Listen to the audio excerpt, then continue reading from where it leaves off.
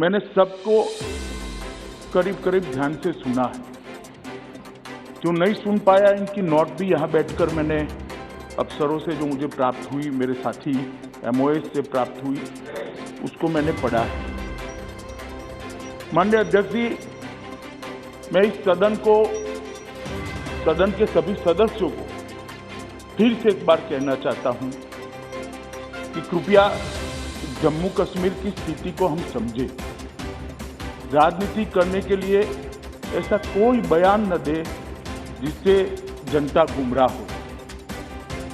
माननीय अध्यक्ष जी, यहां कहा गया कि धारा 370 हटाने के वक्त जो वादे किए गए थे उसकी दिशा में क्या किया। मैं तो जरूर इसका जवाब दूंगा। मुझे मौका दीजिए आपने जवाब देने का। मगर भाई 17 महीने हुए धारा 370 हटे हुए, आप हमसे हिसाब मांग रहे हो। 70 साल आपने क्या करा, इसका हिसाब लेकर आए हो क्या किया 70 साल? और अगर 70 साल ढंग से चलाते तो हमसे हिसाब मांगने का समय ही ना आता।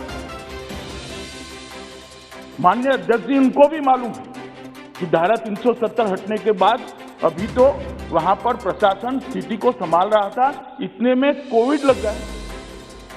1 साल लगभग सब कुछ बंद रहा है और हमसे हिसाब मांग रहे हैं। मुझे कोई आपत्ति नहीं, मैं हिसाब देता हूं, आना पाई का हिसाब देता हूं, एक एक काम का हिसाब देता हूं, एक एक बात का हिसाब देता हूं, मुझे उसमें कोई आपत्ति नहीं। परंतु मैं इतना कहना चाहता हूं माननीय अध्यक्ष जी, जिनको पीढ़ियों तक शासन करने का मौका दिया, वो जरा अपने गिरेबान में झांक कर देखे कि हम हिसाब मांगने के लायक है या नहीं।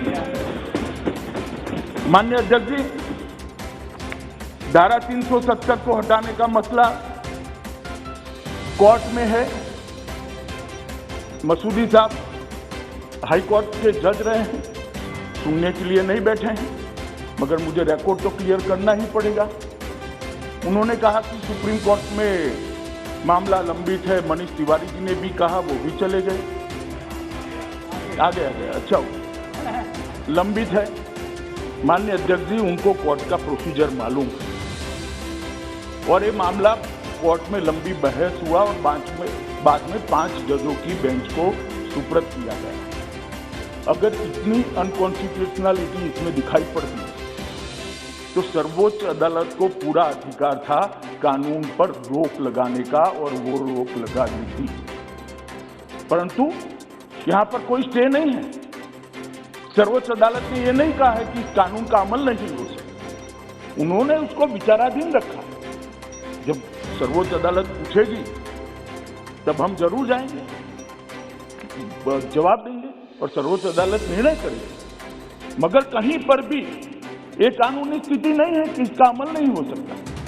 इसके कारण जम्मू और कश्मीर का पूरा विकास को हम रोक कर बैठ जाए, वहां पर डेवलपमेंट के कामों को हम रोक कर बैठ जाए। और मुझे कह रहे हैं माननीय सदस्य श्री तिवारी जी कि हम जाए और सुप्रीम कोर्ट को अर्जी दे कि इसको जल्दी सुनवाई करूं।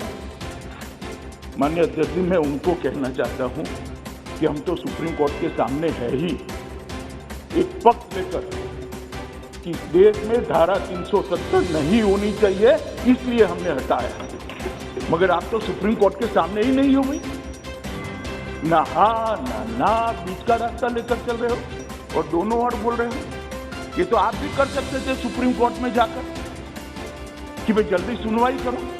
ये भी आपको मालूम है कि सुप्रीम कोर्ट आजकल वर्चुअल सुनवाई करता है और जिसमें 70, 80, 100 वकील, एडवोकेट खड़े होंगे, पार्टियां इतनी होगी, इसकी वर्चुअल सुनवाई संभव नहीं है। ये आपको भी मालूम है, इसलिए सुनवाई नहीं हुई।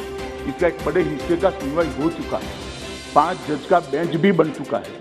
और जैसे ही सुप्रीम कोर्ट वर्चुअल सुनवाई के मोड से पुनः फिर से एक बार आमने सामने की सुनवाई करेगा, तब जरूर सुप्रीम कोर्ट अपनी प्रायोरिटी के हिसाब से इसको सुनेगा।